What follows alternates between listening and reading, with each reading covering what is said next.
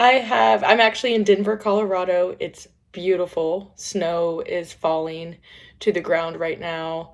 Yesterday it was like 70 degrees and sunny, and I went hiking, and today I need to throw on a coat and a beanie. But I'm really excited. I'm about to go hit the slopes and really just enjoy the next few days. But as usual, when I'm traveling, I have, whether it be on the plane or in a hotel room, today I get to actually stay in a really cute princess room, one of my family members' daughter's room. I'm out here visiting family, but I have a lot of time to think and reflect. And today I was doing a little exercise where I was going back through my journal and just reading different things that I've struggled with, or I wanted to go through and highlight everything in the past few months of what has been like weighing on my mind the most. What have I been complaining about the most, and can I do anything to stop the cycle, right? And so as I was going through all that, it really made me think about seasons of struggle. And I started to reflect back on 3 years ago, 5 years ago, 6 years ago. And instead of calling it seasons of struggle, so I was thinking in my mind, okay, I want to post a video about seasons of struggle. But really, all of those seasons were really opportunities for growth. Every season looks so different, and it's a different problem to tackle. You've probably heard the saying, new levels bring new devils. So looking back, I mean, I had to learn how to struggle with having zero money in the bank and trying to grow a company, facing rejection, alcoholism, getting through trying to get sober while running a business and being responsible for other people. When I was in year 3 of sobriety, my father tragically passed away, and I had to navigate the struggles of becoming a caregiver unexpectedly while growing a multi-million-dollar company that I never thought I had I didn't think I had the skill set. I believed it in my mind, like, I wouldn't say I believed it. I had big dreams. I always thought it'd be a dream of mine to grow a company big enough to have employees on a real payroll. And so dealing with grief and my dad's death and staying sober through that, I always told people, I'll relapse when my dad dies, maybe, and then my dad died, and then instead of that being, yes, it was a season of struggle, but it was an opportunity for growth. It helped me realize how important it was for me that I was sober so I could honor my father.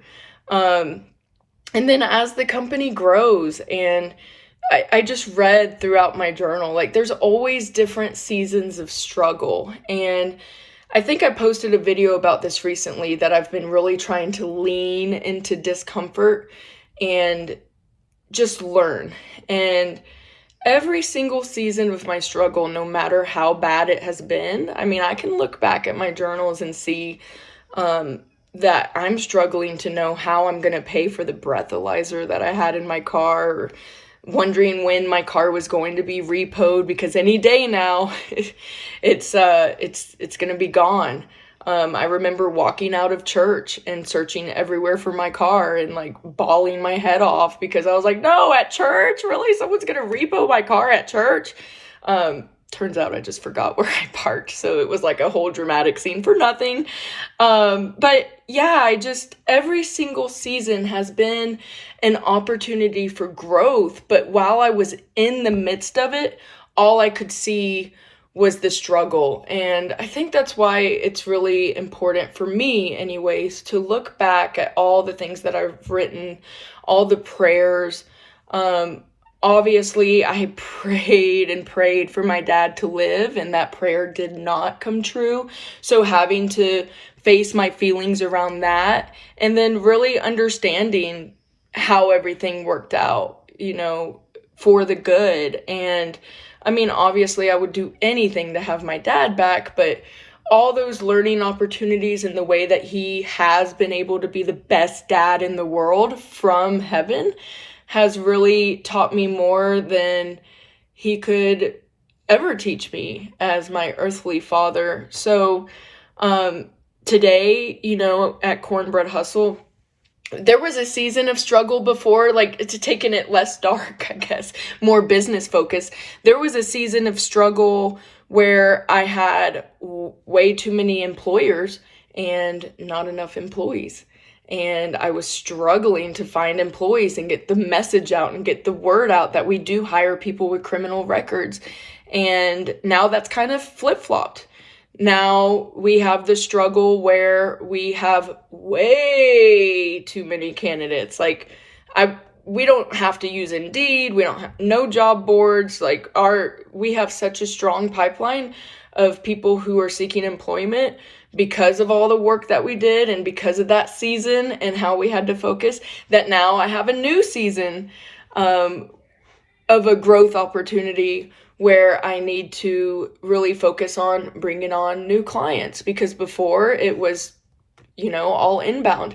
And so now I have to work on the struggle of really believing in myself and believing in this company enough to sell myself, enough to put myself out there, enough to pick up the phone and say, hey, I have a service that you want. I know I seem really confident and an extrovert and really out there, but through all the seasons of struggle, or should I say opportunities of growth, I have had to deal with a lot of just managing that self-doubt and the worthiness, and do I deserve this? Did this accidentally happen? Should I be here? Did I work hard enough for this? Why is this so hard? Should I not be here? Is that why it's so hard?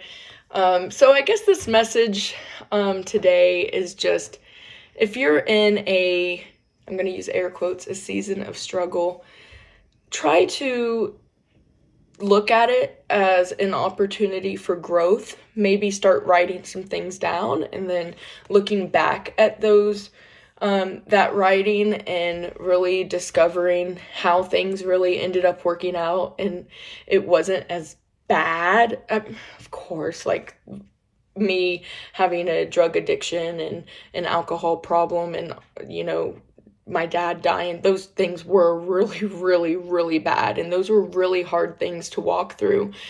But I survived. And not only did I survive, I thrived. And so if you're in a season right now where you feel like you're in the midst of the struggle, hopefully this message today can help you to kind of change your perspective a little and look at it as an opportunity for growth. How can I grow through this? What am I learning from this? The other day I was talking to a mentor slash, she's also an investor. And she was just thought everything I was saying was great. And I was like, how can you think this is so great? Like, I just told you all of my failures, like everything I've done wrong. And she was like, that's why, Cheri, because you're not going to make those mistakes again, are you? So the likelihood of you making those mistakes again are low. So I see you as a really great potential for investment. And I was like, it's a really good way to look at things. So if you're in the midst of struggle right now, it's just another level up for a great potential of others to invest in you, right? So anyways, I hope everybody has a great rest of your week. 9-minute video. If you watched it all the way through, wow, that's amazing. Thank you for listening to me ramble. Have a great day. Bye.